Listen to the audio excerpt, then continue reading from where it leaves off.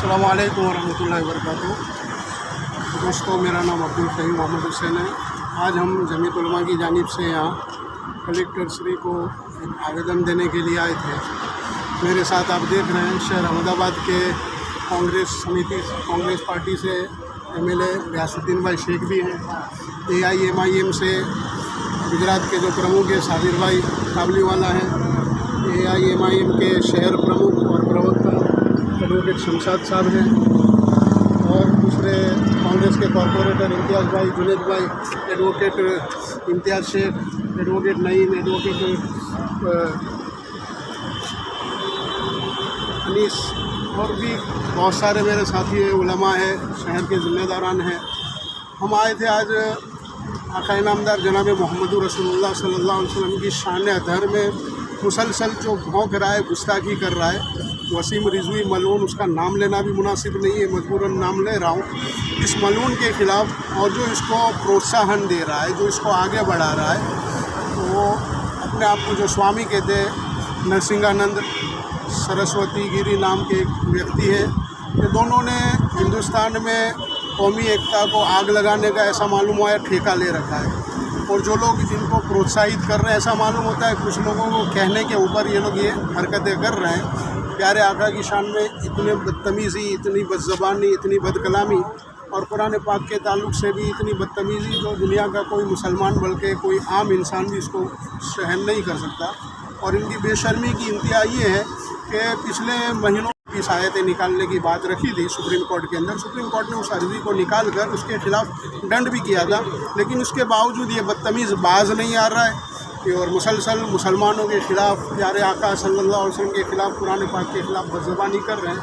आज हम आवेदन देने भी आए थे और सिर्फ इसी के ऊपर रुकेंगे नहीं। इंशाअल्लाह आने वाले दिनों में हम PIL, हमारे जो बड़े वकील हैं हाई कोर्ट वगैरह के, उनसे मशवरा करके PIL और ज़रूरत पड़ी तो सुप्रीम कोर्ट के अंदर भी हम जाने की कोशिश करेंगे। मकसद ये है कि किसी तरह इसको लगाम लगाई जाए। देश में जो प्यार, मोहब्बत और कौमी एकता का जो माहौल है उसको ये लोग जो बिगाड़ने की कोशिश कर रहे हैं और कुछ लोग इनको जो हवा दे रहे हैं, प्रोत्साहन दे रहे हैं। ऐसा मालूम होता है कि बंदर को शराब और सीढ़ी दे रहे हैं, जो ऐसे ही नाचता कूदता था, उछल रहा था और लोग उसको और प्रोत्साहित कर रहे हैं। तो बस हम हमारे जज्बात यहाँ रखने के लिए आए थे और कोई एक मुसलमान भी इन बदतमीज़ियों को बर्दाश्त नहीं कर सकता है। हम अपनी लागनी, हमारी बातें हमने कलेक्टर के सामने रखी हैं, उन्होंने सुना भी और मेरे साथ MLA साहब और गयासुद्दीन भाई, साबिर भाई, शमशाद भाई वगैरह भी थे, ये भी अपनी बात रखेंगे। आने वाले दिनों में इंशाअल्लाह कोई मौसर इक़दाम का भी हम सोचेंगे। अस्सलाम वालेकुम। आज जमीयत उलमा अहमदाबाद की जानिब से एक आवेदन पत्र दे कर के शैतान वसीम रिजवी और असीमानंद के खिलाफ हमने एक आवेदन पत्र दिया है और FIR दर्ज करने की मांग की है।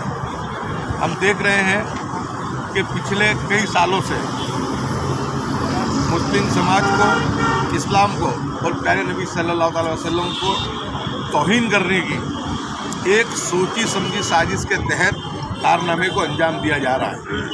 अब तो हद यहाँ तक हो गई है कि मुर्तद वसीम रिजवी जिस अंदाज में उसने इस किताब को लिखा है, बिल्कुल लगता है कि किसी के सह पे काम कर रहा है। और मैं खुल करके कहूँगा कि इससे RSS और भारतीय जनता पार्टी की सह है।